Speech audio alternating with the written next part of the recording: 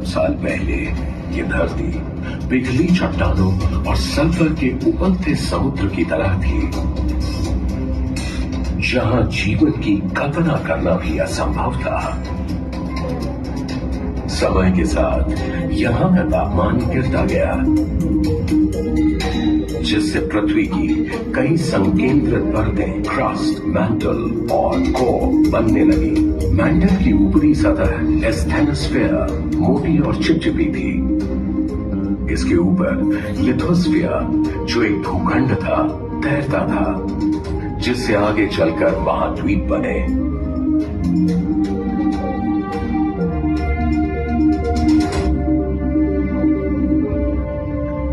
Lithosphere की tectonic प्लेटें लगातार हिलती डुलती रहती हैं, कभी आपस में टकराती हैं तो कभी दूर हो जाती हैं।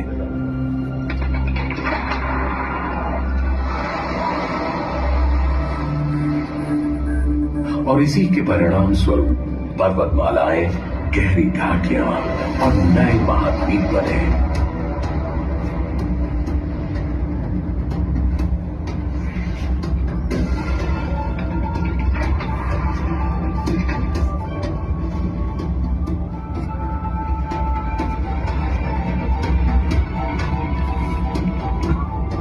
समय के साथ ग्लेशियरों के बीच होने वाली गतिविधियों से पृथ्वी का तापमान और जलवायु जीने लायक बन गए, जिससे यहां जीवन की शुरुआती परिस्थितियां बनने लगी।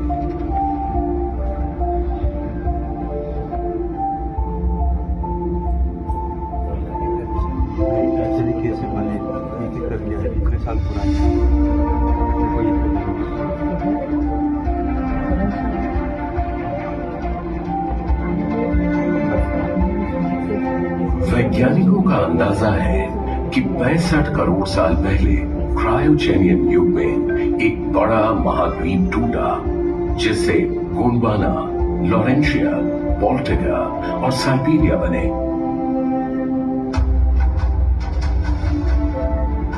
कहा जाता है कि 35.5 करोड़ साल पहले कार्बोनिफेरस युग में गोंडवाना और लॉरेंशिया की प्लेटें आपस में टकराई, जिससे पेंशिया महाद्वीप बना।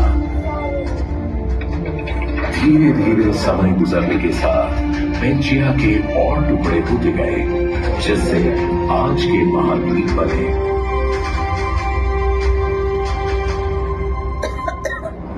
जिंदगी भी यहां आए बदलावों और उनकी चुनौतियों को स्वीकार कर उनके अनुरूप ढलती रही। कुछ प्रजातियों ने खुद को इसके अनुकूल बनाया, कुछ विकसित हुई और कुछ नष्ट हो गई। बदलावों का यह सिलसिला आज तक जारी है।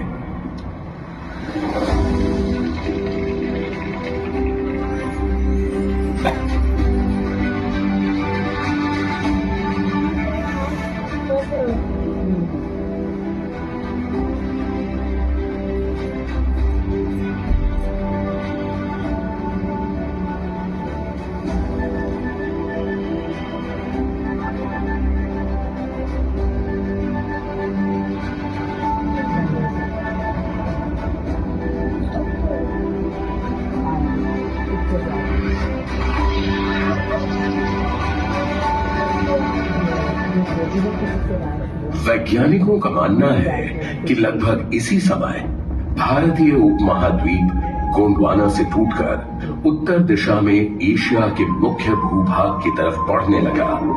इनके टकराने से हिमालय का जन्म हुआ।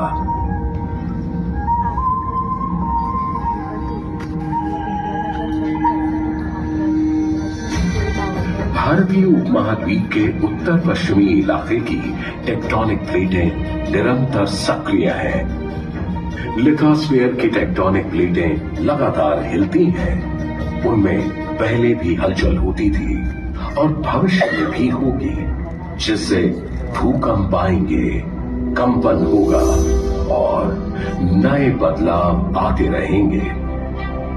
आने वाले कुछ दशकों या शताब्दियों में महाद्वीपों की स्थिति और रूप में परिवर्तन होते रहेंगे, पर इन बदलावों के आगे संसार और मानव ने कभी हार नहीं मानी, बल्कि स्वयं को नई परिस्थितियों के अनुसार ढाल दिया। लगातार होने वाले परिवर्तन और उसे अपनाने की मानवीय क्षमता की ये कहानी यूं ही चलती रहती है।